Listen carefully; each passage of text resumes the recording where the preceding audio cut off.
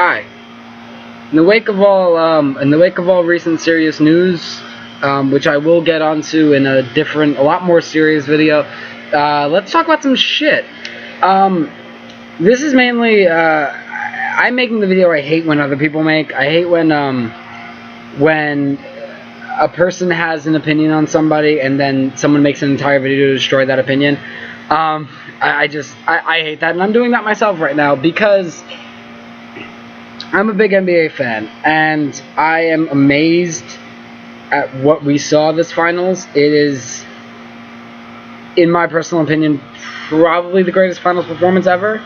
Considering I actually spent a lot of today, when I wasn't doing things that were responsible, I spent a lot of today looking at finals performances historically. I went through every single finals from 1947 on. And I was looking at level of competition played against, what your individual contributions were, how much better you made your team, things like that. And what I found was that there's no performance better than LeBron's this year. There's just none. The odds that LeBron overcame, being down 3-1 to a team that just destroyed OKC, which I thought was a better team than the Cavaliers. I thought the Spurs were a better team than the Cavaliers. I thought any fucking team in the Western Conference was better than the fucking Cavaliers. The fact that he ran through the entire Eastern Conference kind of proved the point that the Eastern Conference is a lesser conference than the Western Conference. So I thought 5, 6. I actually thought 5, but still, I thought the Warriors win in 5, and LeBron lit up, and LeBron put on easily one of the greatest performances in the history of sports, let alone in the NBA Finals. So what this has done is lead a lot of people to declare, if they hadn't already, that he's the greatest player of our generation. He's the best player. He's one of the greatest players of all. Top 2, bullshit. Top 3, bullshit. Top 5, bullshit. Top 10, yes, but top 5, crap. And the reason I refute the claim that he is the greatest player of our generation. I think he's 3rd, but I'm not going to get into a whole Kobe versus LeBron argument with you, because Kobe's not my number 1. The greatest player of our generation is very easily Tim Duncan. And I think people that, he's so boring, make me fucking sick. Like, it doesn't matter how entertaining you are. What do you do on the court? I don't care how entertaining you are. This is sports. This is not a fucking soap opera. You're not supposed to be entertained. You're supposed to watch the sport and watch people win because people are great. I never understood that. I never understood that whole thing. Tim Duncan's boring. Who gives a shit? Why does that matter? And yes, I agree with you. He's absolutely a boring fuck to watch. It depends. A lot of people say that about Kawhi too, and I find Kawhi extremely entertaining. I actually thought Kawhi was a better player than LeBron this year, but for this season. But well, he was. But still. So let's assess different categories and match these two up. And I'll try to explain why I feel Duncan's better than LeBron. Both are actually very comparable. Both have faced off in the finals 3 times. Nobody ever tried to make a Magic Bird comparison to this. I think there's a great comparison to it. LeBron's a lot like Magic. LeBron is extremely athletic, extremely versatile. Tall, strong, big. That all makes me basically same thing. But whatever, not my point. Very similar to Magic Johnson. LeBron James is very much compared to Magic Johnson. Triple-double threat, things like that. And Bird's a lot like Duncan. Minus the three-point shooting ability, minus the free-throw shooting ability, they're not so different, the two of them, honestly. If you think about it, both offensive games are very close to the basket. Both were excellent defenders. Both were excellent leaders of teams. Both were easily the focal point of incredible teams. Both had great teammates. Both LeBron and Tim Duncan over the years. Maybe early years Duncan had a significant advantage with coach and teammates, but you can't deny that in LeBron's last 3-4 championship runs, he didn't have a lot of help. Not saying that they did a lot more than LeBron did, but you can't deny that they did. That they did a lot. No way you can tell me he would have made this finals without Irving and Love. No way you could tell me he would have been able to do anything with that Cleveland squad without Irving or Love. Not saying that they had most to do with it. I think Kyrie had an amazing year this year, and nobody really fucking noticed because he's always under the shadow of LeBron. But, yeah, I mean, so let's just assess this. And I'm breaking this down into a couple of categories. Offense, defense, clutchness, versatility, accolades, consistency, leadership. That is 7 categories? Yeah, 7 categories for a 7-game series. Who wins? Ties are open because there is one category I can't fucking decide between. So, let's do this. Offense, obviously LeBron. I don't think I need to make make a case for this. Obviously, it's LeBron. Tim Duncan's offensive game is a lot more locked down, a lot more solid to me than LeBron's. You know, I think that bank shot is a lot more consistent than anything LeBron has in his arsenal. But at the same time, I don't feel like Duncan has that much of a gigantic arsenal of offensive tools. Duncan's never been that much of a scorer in his career, honestly. I don't think you can really deny that. If you watch, I think that's one of the reasons Duncan has always been underrated, because, not underrated, I misspoke there. I didn't mean to say underrated. I meant under the radar in terms of being a boring player, because he's not an offensive machine. He's not a Derrick Rose exciting kind of guy. Where's Derrick Rose's ring? And he's not like these exciting people. And I don't think exciting means anything, but still, he's not an offensive machine. He's not an offensive force. I mean, honestly, Dirk's not that exciting either. My personal bit, Dirk is not that exciting. Dirk has a very simple, extremely efficient game, and Dirk is awesome. But Dirk's not that exciting. But Dirk is a scoring machine. Therefore, Dirk is viewed as much more exciting, and in some circles viewed as greater than Tim Duncan, and that's just not true. Not my point. But I feel like LeBron, for a lot of his career, never really had that much of a complete offensive game in terms of scoring.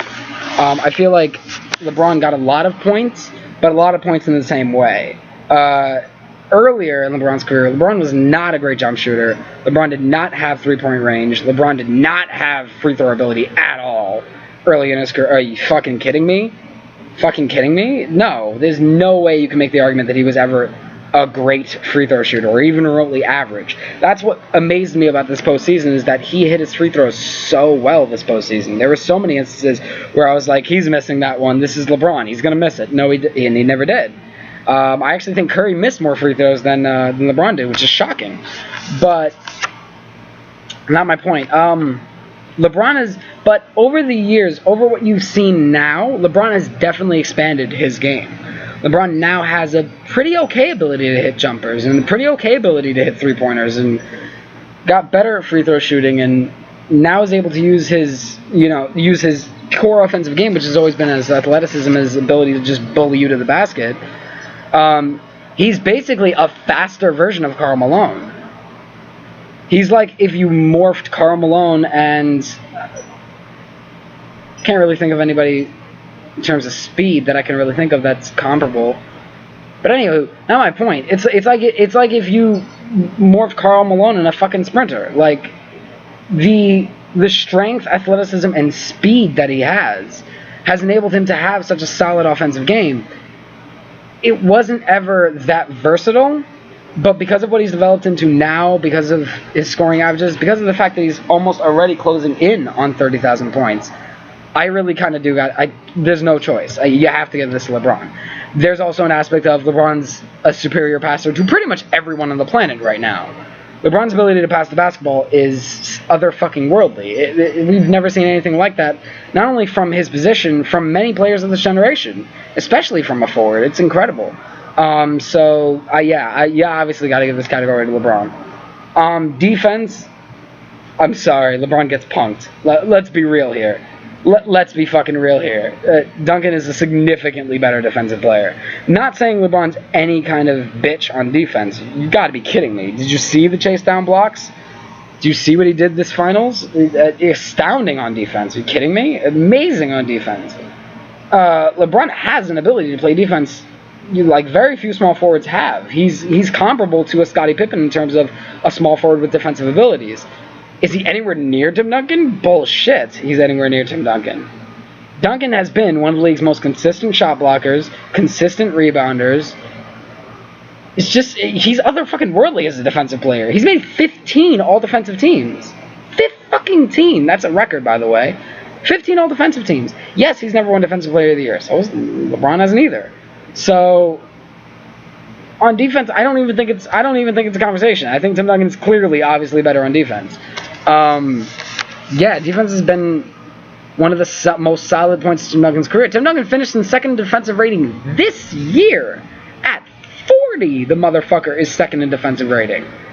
This dude is easily top 5 all-time defensive player, and I don't really consider LeBron, if he's in the top 10, he's 10 on defense. Sorry. So, hashtag living in Arizona.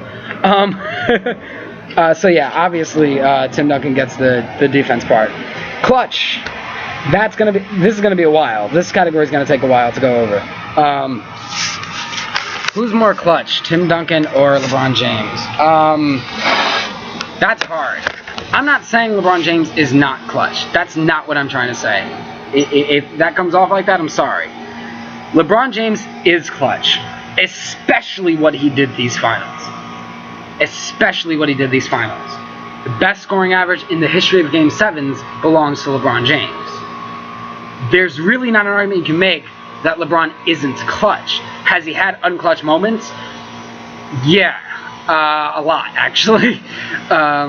People refer to the 2011 finals as pretty much the only time. Bullshit. He's had many times of not being clutch. But you know what? Nobody remembers Tragic Johnson, do they? Nobody remembers Bird's missed shot at the end of 87. I mean, yeah, everybody has unclutch moments, really. Kareem got swept in the finals. Michael basically got handled by the Pistons 4 years in a row. I don't know. So, you've had unclutch moments. Ooh, my God. It's like people that argue against Kobe. It's like, oh, he's missed this many shots. Ooh, my God. I don't know.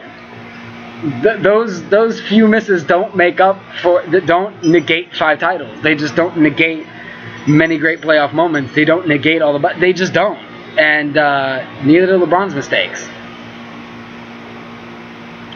However, Tim Duncan is more clutch. Here's the thing. What people define as clutch is, what do you do in the last minutes of a game? What do you do? Do you hit game-winning baskets? Does not mean clutch, by the way. Not to me. To me, it means, oh, great, you hit a game-winning basket. That's awesome. To me, clutch is, can you seal the deal in the last 5 minutes so that you don't have to make a game-winning shot? If you are down, can you start a comeback by your own team? Can you get, the adrenaline going and let's go here and let's go there? Goddamn, my eyebrows look like shit. I gotta get them done today. Anyway, just notice that. Not my point. And in that aspect of it, Tim Duncan is superiorly more clutch than LeBron James. Has always been. There are very few times where Tim Duncan ever really got outplayed individually. Tim Duncan was never a frozen one. And I don't want to keep on, I don't want to be like everyone else bringing up the 2011 finals, but me not bringing it up doesn't erase the fact that it fucking happened. It did. LeBron James choked in an entire series. People act like it was, a couple moments. No. Dude choked for an entire fucking series.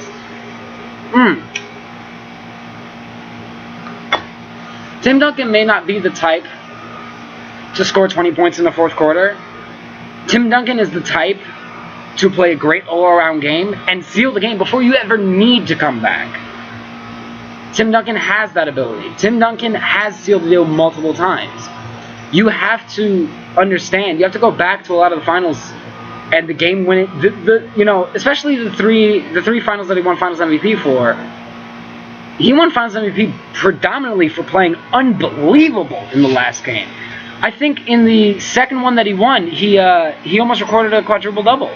He was 2 blocks away. He had 8 blocks in a game winning series in the finals. And nobody really remembers this. When people do a greatest player of our generation, they chalk it down to LeBron and Kobe, and that's not fair. Just because Tim Duncan's boring doesn't mean they didn't do anything. That pretty much blows everyone else away. Frankly. Anyway, even in the one finals that Tim Duncan lost, it's really not Tim Duncan's fault in any kind of way. And here's the reason. Many people have said that the reason Bosh was able to get that rebound and kick it out to Ray Allen was able to hit that history-making three, that while I don't agree with Skip Bayless saying it saved LeBron's career, it did save his legacy a lot. I mean, if this championship was only his second, up to before he won this title, what is the public consensus of LeBron James? I think the 2 titles really did help. The fact that he had 2, like, yay, great, you have a title, you're a Jerry West. And I'm not saying Jerry West is anything less than unbelievable and a top 10 all-time player, and extremely underrated, and the motherfucking logo, and should stay that way. Sorry, Stephen A., I don't believe it should be Michael, but whatever. But you're Jerry West. You're not being compared to Magic. You're not really being seriously compared to Jordan like they're doing now, which is just complete and utter horseshit, but whatever. Again, to me, if any player, in terms of resume, deserves to be compared to Michael Jordan, it's Tim Duncan, but whatever. But even in the one finals he lost, he was taken off the court for the moment that tied the game. There's a strong argument, considering Duncan is one of the best rebounders in the history of not only basketball itself, but especially postseason and finals basketball. A man who averaged 17, 14, and 13 in his 3 finals rebounding, in his 3 finals MVP winning performances, and averaged, I think double digits in the one to Tony Parker, the first one he beat LeBron in, and around 8 or 9 in the one he lost. Like, this guy's obviously one of the greatest rebounders in the history of finals performances. One of the best clutch players, one of the best under pressure players ever. You keep that man on the court, that ball's not rebounded by Chris Bosh. That just doesn't happen. Sorry, it just doesn't. Take Tim Duncan, keep Tim Duncan on that court. Tim Duncan has 6 rings, and now we're having a different conversation. Is Tim Duncan better than Michael Jordan? We're not having a conversation of, is Tim Duncan better than LeBron James, which the answer is obviously yes, but whatever. So, in terms of clutch play, Tim Duncan, at the age of 38, outplayed LeBron James in the 2014 NBA Finals, and that is obvious. Okay? That is obvious. They beat them in 5. He didn't even push that series to 7. People talk about the 2011 series like it's the only time LeBron ever choked. LeBron choked in the 2014 Finals against Tim Duncan, which is the second time he's done so, because yes, he had nobody in the 07 Finals, but still, you don't get swept from a Finals and still get called clutch. So, yeah, obviously Tim Duncan is much more of a clutch player than LeBron James to me. Has LeBron James had better clutch moments? Yes. Does LeBron James win with any kind of level of consistency that Tim Duncan does? Does he seal games with any kind of level of consistency that Tim Duncan did for as long as Tim Duncan has done? Bull fucking shit is the answer to that question. Versatility is the next category, and that obviously goes to LeBron. Dechoy. I don't really need to talk right now.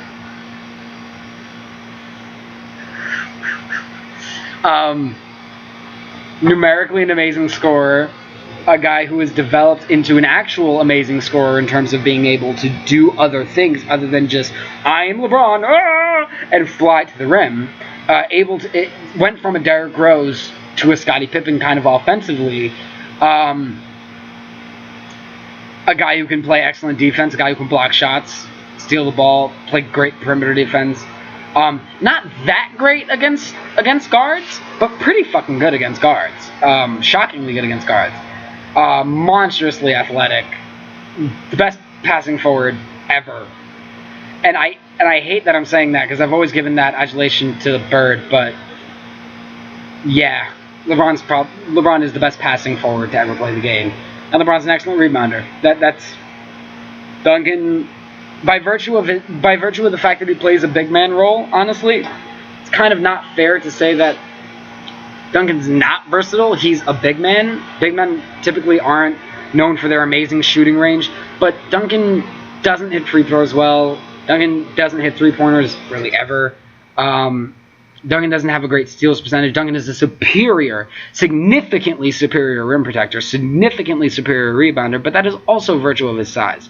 And as a passer, Duncan's a good passer, actually a pretty great passer for his position, but nowhere near the level and skill that LeBron has passing the basketball. Accolades. This is the only category that I'm tying. I can't choose between the two because I don't want to make it a ring counting thing. If we're counting what accolades are the most important and who has the most important accolades, Tim Duncan has 5. Done. Rings and championships are pretty much not the only relevant, but the most relevant of all accomplishments you can have. You can have all the pretty little MVPs you want without a bunch of titles. It doesn't really fucking matter. He has 3 Finals MVPs, 2 LeBron's 3. So yeah, like that. And LeBron does have one more finals appearance than Duncan does. On the flip side, Duncan's always played in the Western Conference, a significantly harder conference to win in. He had to go against Nash's Suns and early Shaq's Lakers. He had to go against Kobe's Lakers when it became Kobe's Lakers. He had to go against a lot better teams to get to his 6 finals than LeBron ever had to go through to get to his 7. That's something that's really important to understand. Conference does matter, honestly. Level of competition played against does matter. And Duncan has faced much higher competition and has performed at a level that's unbelievable. However, LeBron does have 4 MVPs and Duncan only has 2. LeBron has multiple accolades Duncan doesn't. Duncan has a lot of accolades that he doesn't. They both share a lot of different obscure kind of weird records. So it's really hard to just... I don't want to be a ring counter. I don't want to just go, yeah, 5 titles, that's all they need to know. In terms of accolades, I have to tie them. Like, there's really nothing else I can do. I have to tie them. Consistency. This is an embarrassing whooping that LeBron takes in this category. He takes it at the butt. There's anybody that to tell me any human being in the history of the NBA is more consistent than Duncan has another fucking thing coming. They're ridiculous. That's ridiculous. No human being is more consistent than Tim Duncan. Excuse me, nobody. Maybe Kareem Abdul-Jabbar, who is my pick for greatest player of all time over Michael Jordan. Maybe Kareem is probably the only player I can think of that matches Tim Duncan's level of consistency, considering the man averaged double digits in points for 20 years. And double digits in rebounds for 15. But, no, sorry, you can't. Duncan is obviously the most consistent NBA player in history. He's called the big fundamental for a reason. There's nothing this man doesn't do wrong. This man has won over 50 games every single year the man has played, except for the season where there were only 50 games, and that year he won 38 or 37. I don't remember. Still, unbelievable record. The man has entered the playoffs the man's entered the playoffs every single year he's played. Very rarely ever gets knocked out of the first round. Extremely rarely does he ever get knocked out of the first round. Always comes to play in the playoffs. Fucking last year in the playoffs, he had 37 and 11 in a game. The man was 39 years old. The man was 39 years old, and he scored 37 points and got 11 rebounds. This postseason, in 3 of the games, in 3 postseason games, he led the team in rebounding. The fact that the man does not play that many minutes. The fact that the man is old as shit. He had many double-doubles this year. The man is fucking 40 years old. I'm sorry, LeBron. I'd like to see you at 40 do anything Tim Duncan has done. Fucking, no. I laugh at, anybody that would ever tell me LeBron's more consistent than Tim Duncan. Bullshit. Bull fucking shit. Tim Duncan's obviously more consistent. Much more consistent. Always there on defense. He's always a defensive presence. He's never had a bad defensive season. I don't even think Tim Duncan's ever had a bad season, period. I don't think he's ever had a bad season to begin with. Including this year. Fucking team won 67 games or something like that. Yeah, Tim Duncan's not the focal point. It's obviously Kawhi Leonard. But Tim Duncan's no fucking scrub either. Tim Duncan just didn't ride along hey, I'm here and we won many games. No! Duncan had a big part of that. Duncan's second in defensive rating this year. I'm sorry. You cannot make the argument that he's less consistent than LeBron James. So that's that's a whooping. It's done. And then we get to our last part, leadership. And again, the category is a whooping. Duncan has been Cap from day one. From day one. No offense to David Robinson. That has been Tim Duncan's team since he entered. Let's be real here. That team was 20-62 when Tim Duncan arrived. That team was 56-26 the year after Tim Duncan. That team has never won less than 50 games because of Tim Duncan. I swear to you, this weekend, if Tim Duncan retires, that team's not winning more than 55. That team's not winning more than 55. Tim Duncan is the Peyton Manning of basketball. He is the most valuable player in the history of one franchise. I don't think I can ever think of a player with an entire franchise on whose entire franchise's legacy is on his back as much as Tim Duncan. And of course, a lot of people say, "Oh well, what about Pop and Pop and Pop this and Pop that?" It's one of the very few things I agree with Tim Duncan on. I agree with Skip Bayless on. People say Duncan's always had Popovich. Popovich has always had Duncan. That's the difference. Now, not to hate on the Patriots because I always love to. In the case of the Patriots, Brady's always had Belichick. That is the truth. Brady has always had Belichick. But Popovich has always had Duncan. It's not Belichick's always had Brady. That's the fact of the matter. You want to go, oh, well, he had great teammates. He had David Robinson. He won 3 titles without him. He had Tony Parker. He won a title before Tony Parker ever entered the league. He had Manu Ginobili. He won a title before Manu Ginobili ever entered the league. You can't put his entire legacy on the backs of people he played with. And yes, he had better teammates than LeBron James. Boo fucking who? So do a lot of other people. Like, what does that even mean? I don't know. Like, people try to undermine astronomical accomplishments based on teammates. Why don't they do that with Michael Jordan? It's such a fucking double standard. Just because Jordan has the little pose and the little fucking sneakers and everything else in the entire universe, he's a saint, and we can't say anything bad about him. But yet we can shit on other players who's had great players around him. I don't hear anybody shitting on Larry Bird. I don't hear anybody shitting on Magic Johnson. I don't hear anybody shitting on Kareem. Yes, LeBron has never had the teammates Tim Duncan had. But LeBron also, to get his 3 rings, had to team up with 2 Hall of Famers. And when I say 2 Hall of Famers, I mean if Kyrie Irving continues the way he does. Kyrie Irving's a Hall of Famer, and Kevin Love pretty much already is. We kind of know that already. That's the facts of the matter. I'm not saying that he did what Kevin Durant did, but he didn't steady the fucking course in Cleveland until they get a title. Bullshit.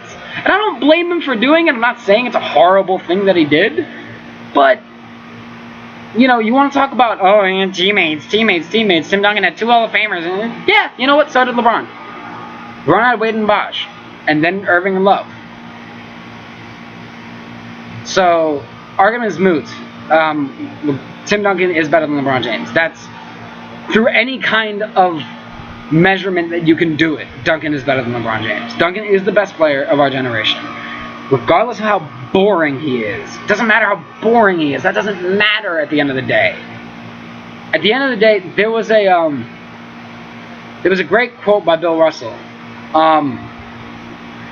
He said, I didn't want anybody to go who had the most this, who had the most that. At the end of the day, all that matters is who won. Argument is moot. If anybody ever says Wilt Chamberlain's better than Bill Russell, just listen to that quote. Bill Russell wins.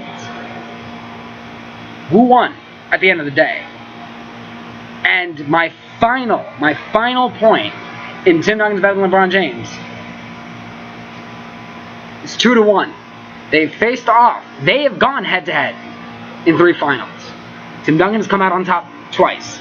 LeBron's come out on top once by a miracle 3-point shot that happened while Tim Duncan was not on the court. Scoreboard. 1-4, 1-4, 1-5. They swept them, and then 1-5. 1-7. Scoreboard. So, thank you for watching this. This is half an hour of me rambling about Tim Duncan and LeBron James. But I have to say it. I just do.